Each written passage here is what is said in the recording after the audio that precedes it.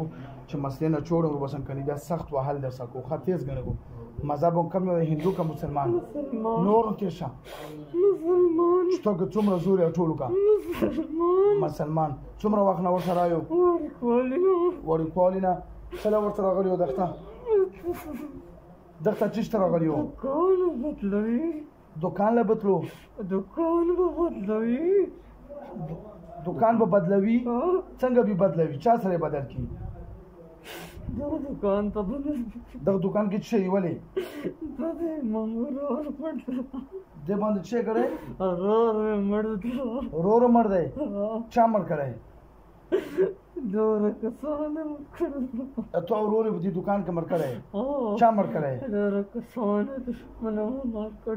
دشمنانو مړ کړی نو خو تو ځلور څنګه دشمنان ونی سي کنه دکان ته نه دي ولی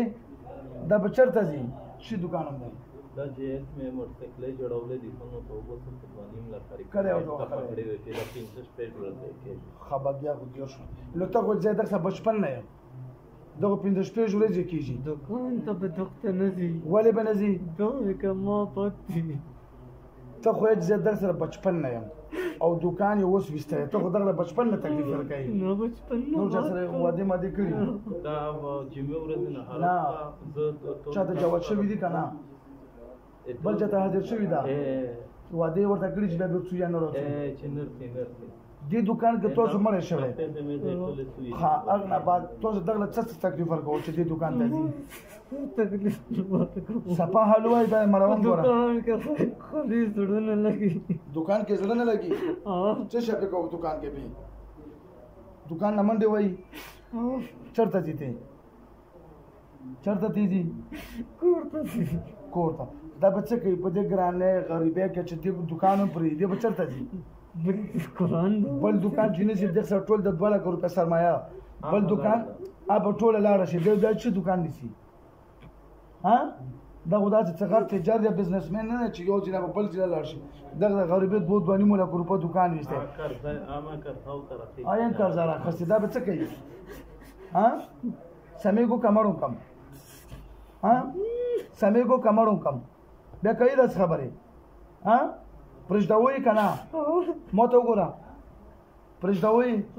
وعده کوي که دوکې کوي تو خو نور عملانو سره وعده کړی چې بیا ورته مشنر څو ها بل څه سره نه کړی کړی دي کنه کړی او د شذینا کلا څنګه کلا دا ورته خپل تبانه بیا به کوي داسې ظلم نه ها نه بیا به څنګه ورته نه کبه داسې ظلم کړو بیا بیا چې وی کبه داسې ظلم کړو تاسو وایي بیا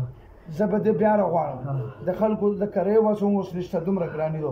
کده په سر کې د خو کړو یا دکان نه لاړو بیا به ګوره بل په سزا وژنم کلمه به وای ته بدل ته پاتې شي د دروغ ورشته به نور پرې ښا وای کلمه لا اله الا محمد صلی الله علیه وسلم مونږ وعده کوو قسم لاندې چې بیا دا هلک موږ نه تنګو خپل غریبیت به پرېږدو دکانداري ته پرېږدو زړه به ورته نه تنګو کور کې چې کومې ښځینه تنګې کړي هغه به نه بازابو او که دوکان یې کړې وه بیا به په سزا وژني صحیح شوه زه به دا 40 ورځې بعد بیا راغواړم راکړه وعدې لاس واچ ورته اوس ګوتې ګوت شبه ټاټ را بهر شوتې ورکړو شپه زور سره اله ورکړه زور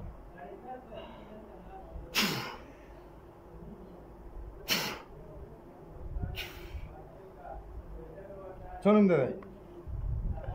قاسم څنګه بدن دی ښه دی زړه خلاص شو یو ځل درود شریف وایه اللهم صل على محمد وعلى آل محمد كما صليت